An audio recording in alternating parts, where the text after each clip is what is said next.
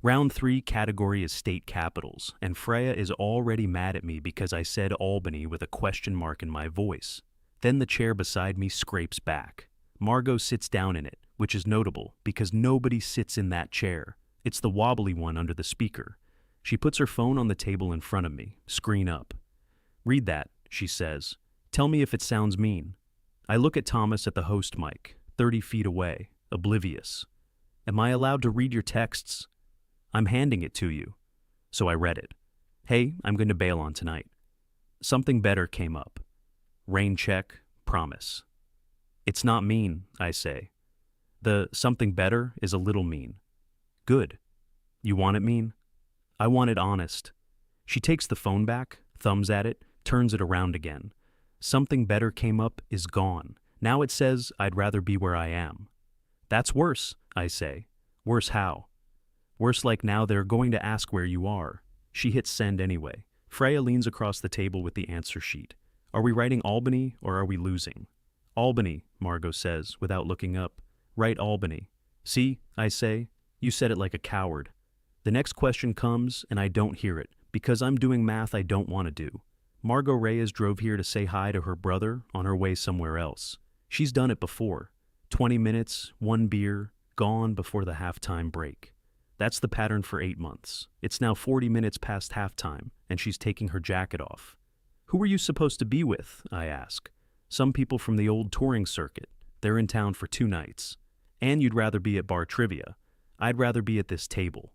She sets her jacket over the back of the wobbly chair, which means she's staying, which means she's committed to the chair. Those people talk about load-ins from 2019. I've heard all of it, twice, because they forget. So it's a boredom decision. "Sure," she takes a sip. "Call it that." I want to ask what else I could call it. I don't, because Thomas reads out a question about the boiling point of something, and Freya turns to me like I'm supposed to be useful. 90-something, I say. 90-something? "It's not water, it's ethanol. It's 78. Margo looks at me. "How do you know that?" "I don't know. I know it. It's in there." "He knows 12 facts total," Freya says, writing it down. "They're all like that." "78's right," Margo says. "I put ethanol in a rack once. Long story." "You put ethanol in a rack?" I said it was long. We get 78. Freya makes a small noise of respect that she'll deny later. Her phone lights up on the table between us, face up, because she never flips it. It says, "What's better than us-y LOL." She types back one-handed, not hiding it. A better table. Then she puts the phone down and says, "You do the monitors at the venue, right? Casey said you fixed the wedge thing. That was mostly a cable. Most things are mostly a cable." She shifts and the wobbly chair tips, and she puts a hand flat on the table to catch it, and her elbow ends up against my arm and stays there. "I'm going to need somebody for 2 weeks at the studio next month, just so it's in your head." "Okay. That's all. It's in your head now." "It's in my head." Thomas calls final round. Margo doesn't move her elbow. I don't move my arm. I spend the whole final round trying to figure out if this is something and getting one answer, and it's not comforting because the answer is that she picked the bad chair on purpose. Thursday, 11-something at night, I'm coiling cable in the loading bay and my phone buzzes. Margo Reyes, not the group chat, just her. "Your snare mic was pointed at the hi-hat all night. I stand there in the dark holding a coil of XLR like an idiot. You were at the show?" Back of the room. 40 minutes. Left before the encore, that's a rough review. It wasn't a review. Everybody else thought the mix was fine. You knew, right? I knew. I'd been fighting that hat all night, riding the gate, losing. I knew it song too. Drummer wouldn't let me move the stand. Said it felt weird. They always say that he said it felt weird and then played the whole set 2 inches off the mark anyway. That's the actual job. Talking a guy out of his own arm, I sit down on a road case. It's cold. I don't get up. "You drove over to watch a mix?" "I came to see if you were good or lucky." "And?" "Good," slightly panicked. "Good," anyway I read that. 4 times, which is embarrassing, but nobody can see me. "You were supposed to be with the touring people. Again they left Tuesday." After I told them a better table existed, that message was mean. You said the honest version was worse, it was worse. I liked it more. There's a gap. Long enough that I check if I sent something stupid. Then, I'm going to say a thing and you cannot answer it. I don't drive across town for people I'm ambivalent about. I look at the bay door, Casey's van, a puddle with a traffic cone in it. I type, I've been telling myself the chair was random. It wasn't random, I figured. You figured Tuesday or you figured just now Tuesday. I sat on it for 2 days like it was a rumor. That's very you, what's very me. Deciding out loud takes you a while. Deciding in your head is instant. I've watched you do it at the table for 8 months, which is a strange sentence to receive because I thought I was furniture at that table. Background guy who knows 12 facts. What do you do while I'm doing that? Wait, sometimes I ask you the question again so you'll answer it faster. I put my head back against the cinder block. Thomas thinks you come to trivia for him. Thomas thinks a lot of things. Are you going to tell him? Not this week. That's the whole answer, and it lands somewhere in my chest. I'm not asking you to hide anything, I write. I know, I'm not hiding. I'm just not announcing. There's a difference and my brother won't hear it. He hates surprises. He hates surprises, and he'd make this a surprise. So, no fair. What are you doing right now? Sitting on a road case in the loading bay with cable on my lap. That's the most attractive sentence you've sent me. I laugh out loud in an empty bay and it echoes, which is humiliating and worth it. The next one comes in a minute later. Come by the studio next week. I'm serious about the 2 weeks, but come before that. Just look at the rooms. What am I looking for, whether you'd want to be in them? I typed yes, then deleted it, then typed yes again, and sent it, because the second time, it was mine. Then I sat there in the cold for another 10 minutes, not coiling anything, reading the thread from the top like it was going to expire. The studio's in the old mill, 3rd floor, and the freight elevator has a sign that says, pull hard, then pull harder. Margo's in the doorway with a coffee in each hand, so she opens the door with her hip. Live room's back there, control room's this one. Don't be nice about it.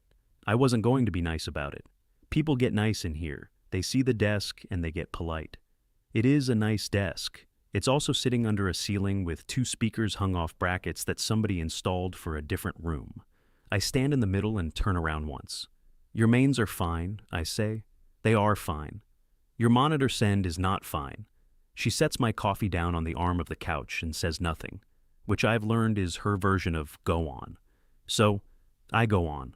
I ask her to put on whatever she was tracking last. She pulls up a drum session, hands me the headphone amp remote, and I walk into the live room with the cans on and stand where a drummer would sit. The click is late. Not a lot. Enough that if you played to it, you'd be pushing all night and blaming yourself. I come back in. How long has the click felt weird in there? She looks at me over the coffee lid. Since February. February? I stopped using Q and started counting them in myself. You've been counting drummers in for 8 months. 7, don't make it worse. The problem takes me 40 minutes, and it's not a mystery. It's a routing thing. Her Q mix is going out through a plug-in chain she'd built for reference listening and forgot to bypass, and the latency compensation isn't reaching the headphone bus. It's the kind of thing you only catch if you've stood in the wrong room enough times. I show her the chain. I bypass it. I ask her to play the session again. She goes into the live room herself, sits behind the kit, and puts the headphones on. Through the glass, I watch her face do one small thing. She comes back in and stands closer than she needs to, looking at the screen over my shoulder. Say it again, she says. The part about the bus. Which part? The part where you explain it like it's boring. So, I explain it like it's boring. She listens the whole way through without interrupting, which almost nobody does. And when I finish, she's still looking at the screen and not at me. 7 months, she says. You'd have found it. No, I'd have kept counting them in and telling myself I liked it. She reaches past me and taps the bypass twice, on and off, like she's checking it's real. Her forearm crosses in front of my chest, and she doesn't hurry it.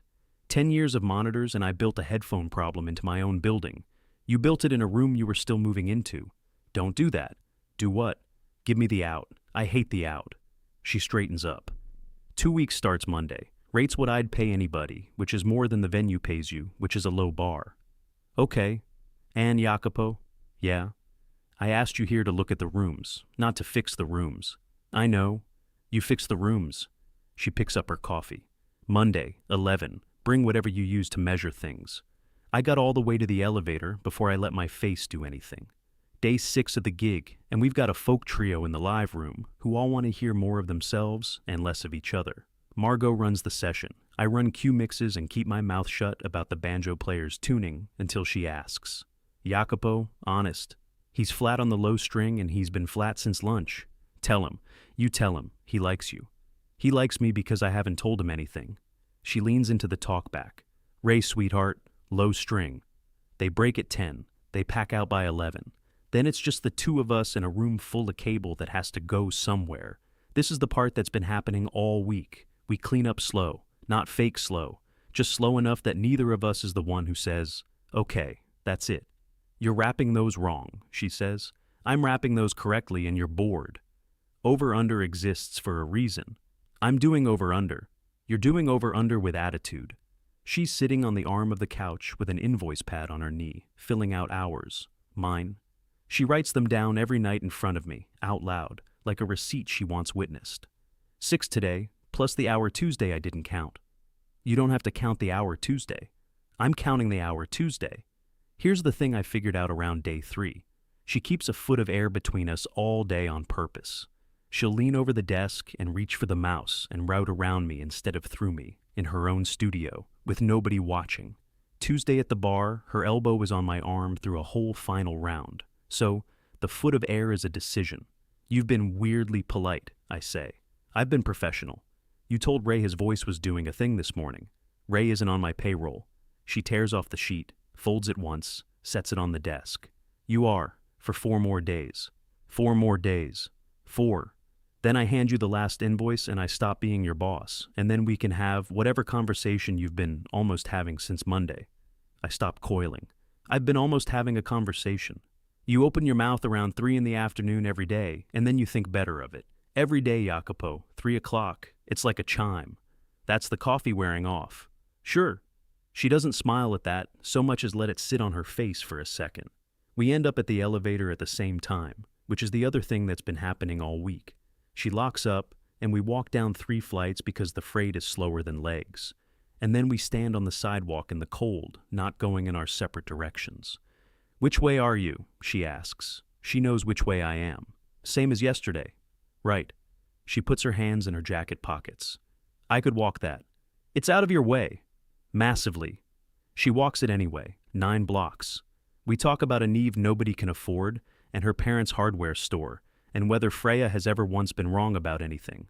At my corner, she stops with about a foot of air between us. That same foot. 4 days, she says. You keep saying that like a countdown. It is a countdown. She steps back off the curb. 11 tomorrow, bring the measuring thing. I stood outside my own building until she was around the corner, and then I did the math on how many hours 4 days is, which is a stupid thing to do, and I did it twice. Friday, day 10, and the last thing on the list is a mic locker inventory that neither of us cares about. We do it anyway. She reads serial numbers off the cases, and I write them down.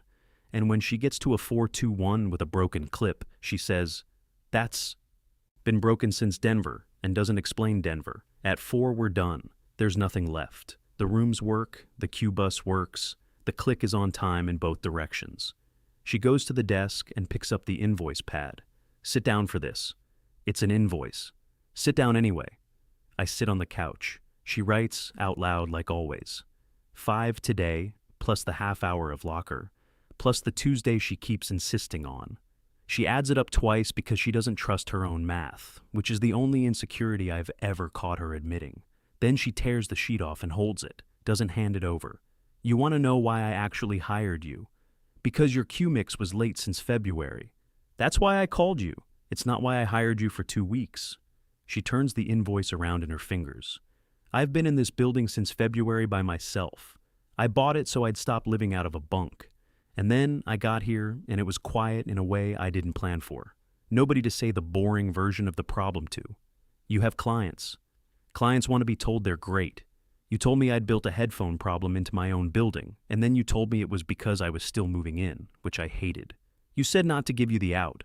I know what I said. She holds the sheet out. Take it. I'm done being the person who signs your hours. I take it. It's a piece of paper with my name spelled right. Okay, I say. Okay. Neither of us moves for a second, and the room does that thing where the HVAC is suddenly very loud. Then she sits down on the couch, not on the arm, on the couch, close, no foot of air, knee against my knee, and she puts her elbow on the back cushion behind my shoulder like she's been waiting 10 days to stop measuring the distance.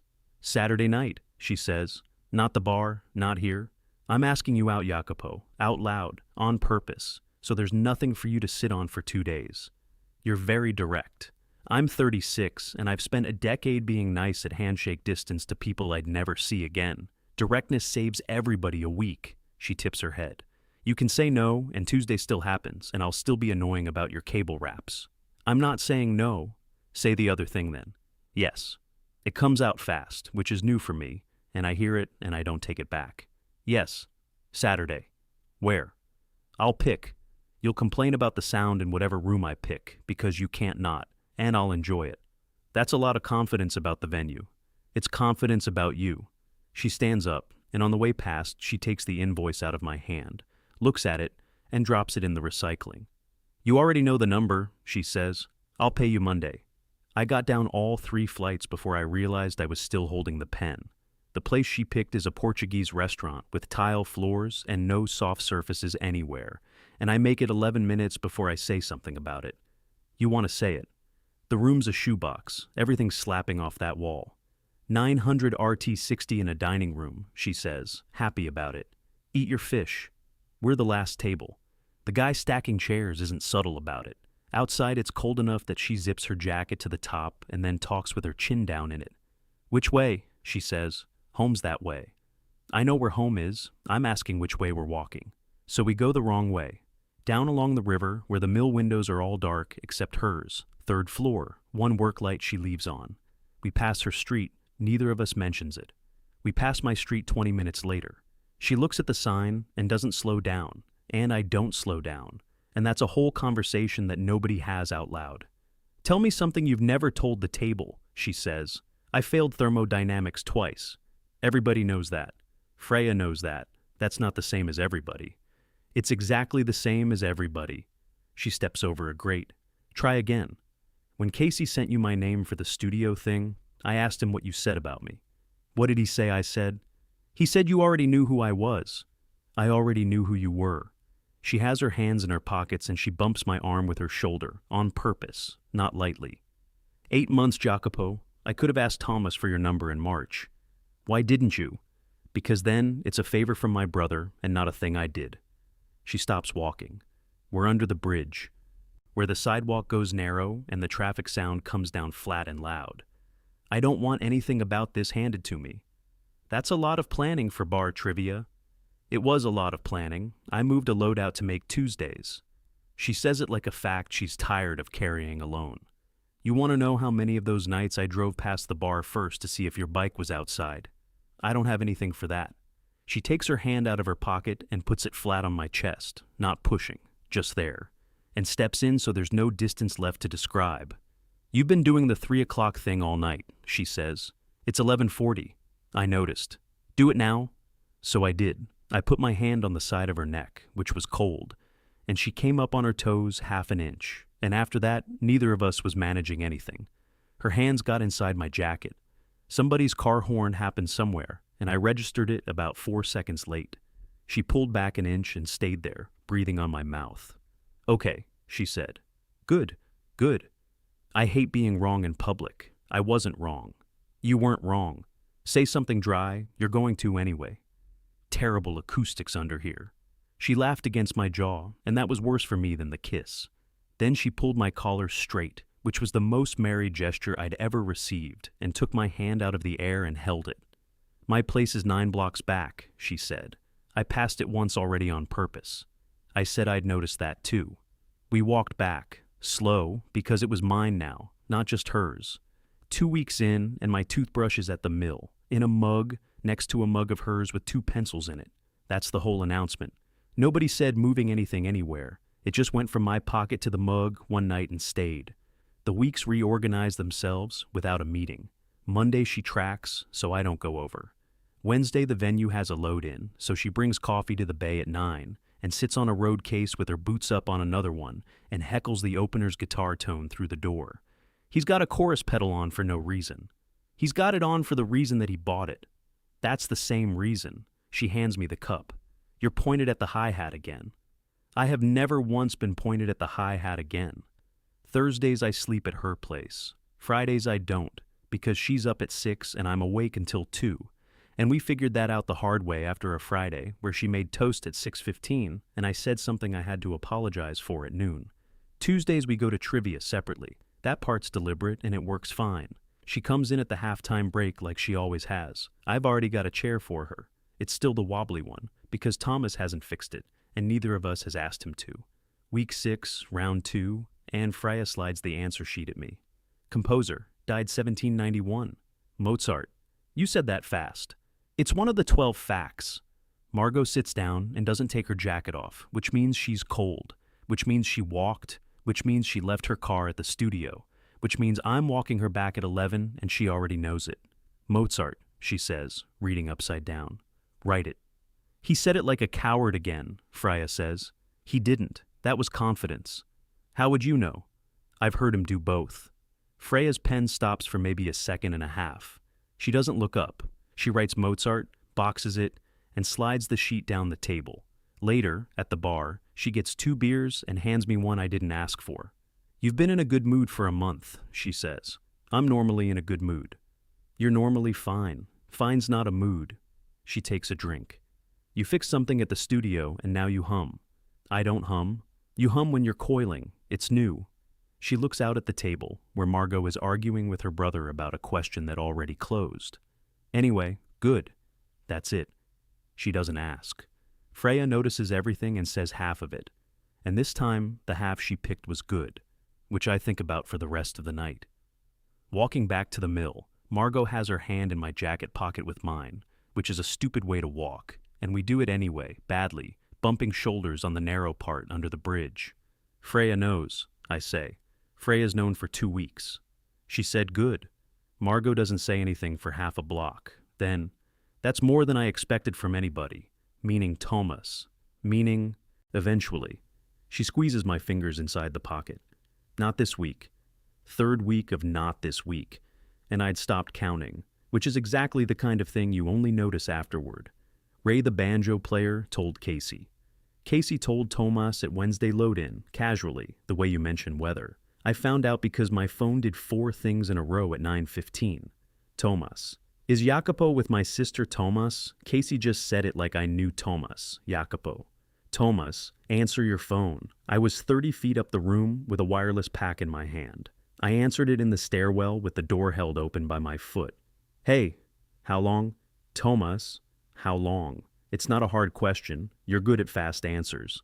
Since the Saturday after the studio thing ended. He did math out loud. That's the worst part. I could hear him counting Tuesdays. That's 5 weeks. About that. You sat at my table for 5 weeks. Yeah. I read questions at you. I bought you a beer on my birthday. He wasn't yelling. Thomas never yells. He just gets very organized. And Casey tells me in a parking lot. Casey, who I don't like. Nobody was hiding it from you as a plan. That's worse than a plan. A plan means you thought about me. He hung up before I could get anything else in, which I've since decided he'd have regretted if he were the type. I called Margo from the loading bay, sitting on the same road case as always, which felt like a joke somebody else was making. He knows, I said. I know. He called me first. How was that? He asked if you were a phase. A pause. I told him no, and he said that was the answer he was afraid of. So the phase answer was the good one. Apparently, Tuesday came anyway, because Tuesday does. I got there early. Freya was already at the table with the sheets and a face like she'd been handed a bomb and told to hold it level. He rearranged the chairs, she said. He had. The wobbly one was gone, not fixed. Gone, upside down on a stack near the storage door, deliberately, like an eviction. Where's it supposed to go now? Nowhere. That's the point of moving furniture. Margo came in at halftime, same as always. There were 5 chairs and 5 people at the table already, and she stood there with her jacket on for about 2 seconds, which on her is an eternity, and then took a stool from the next table over and put it at the corner. Thomas read out a question about rivers. Danube, I said. Don't help, he said into the mic, to the whole bar. The bar laughed because it sounded like a bit. Freya wrote Danube. Nobody said anything for a full round. Casey came by, saw the arrangement, and went to stand near the dartboard with a beard like a man leaving a scene. At the break, Thomas came over and put both hands flat on the table. "I'm not doing a thing," he said. "There's no thing. I host trivia. You come to trivia." "Thomas, I just don't want it at the table." He looked at his sister and then at the middle distance between us, which took effort. "That's all I'm asking, not at the table." Then he went back to the mic and read the halftime scores in a completely normal voice, and that was somehow the most upsetting part of the entire night. Margo didn't take her jacket off the whole final round. Outside, she stopped on the curb, hands in her pockets, and said, "I'm not doing 5 weeks of that." "Okay, I mean it, once more, and then I'm done pretending there's a version he likes." Thursday. I went to the hardware store 2 towns over, because Thomas does Thursdays there when their dad's knee is bad. He was in the back stocking wire nuts, and he saw me and kept stocking wire nuts. "You drove 40 minutes. You blocked my number." "I muted your number. There's a difference and you'd know that if you read anything." I stood at the end of the aisle because I wasn't going to corner a guy in his own family's store. "I'm not here to apologize for 5 weeks. Great start. "I'm sorry about Casey. Casey telling you is my fault. That's the only part I'd do differently." He set the box down. "You know what she does. She goes all in on things, and then she's on a bus." "She sold the bus." "She bought a building. Same energy." "Tomas, she's been in one place since February. You know that better than me. You helped her carry the desk in." He didn't like that. He picked the box back up like it had wronged him. "She's 36. I know how old she is. You're going to be the guy she practices on." "Maybe." I hadn't planned to say maybe. It came out and it was true, so I left it. "That's a risk I'm allowed to take. You don't get to take it for me because I'm the one you drink with." He looked at me for a while. Somebody up front was asking about paint. "You could have just told me." "Yeah, say that part again." "I could have just told you." She said not this week, and I let her every week because it was easier for me too. He nodded once, at the shelf, not at me. "I'm not fixing the chair," he said. "Nobody asked you to fix the chair." Tuesday, Margo picked me up at the venue at 8:30. She didn't ask how the store went. She'd already heard the whole thing from him, which I learned about 4 days later, and let go. We walked in together, not dramatically, just together, at the same time, through the same door, which apparently is a whole language. There were 5 chairs. Margo took my hand in front of the table, in front of Freya, in front of the dartboard, in front of her brother at the host mic, mid-sentence about a bonus round, and she held it while she pulled up a stool with her other hand. Thomas stopped for maybe a second, then he finished the sentence. Freya slid the sheet over. "Capital of Vermont." "Montpellier," I said. "Confidence," Margo said. "That was confidence," Freya agreed, and wrote it.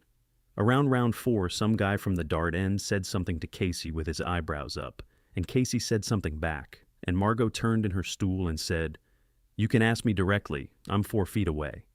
He said no, he was good. "Then stop doing it with your face." She turned back around and drank her beer, and never mentioned it again. Didn't explain, didn't justify, didn't tell anybody it was fine. Just kept her knee against mine under the table for the rest of the night, like a decision she'd already finished making weeks ago. At final scores, Thomas read us out third. He said Sosa, Reyes, Irani, in that order. No comment, no joke.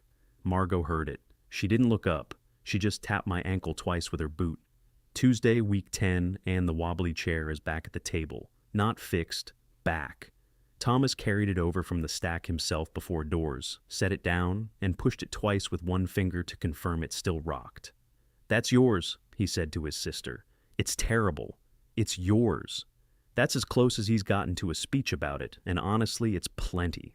I get there at 7 now because Margo tracks a vocal at 6 and it runs long, always. So I order her beer and let it get to the temperature she actually likes, which is not cold.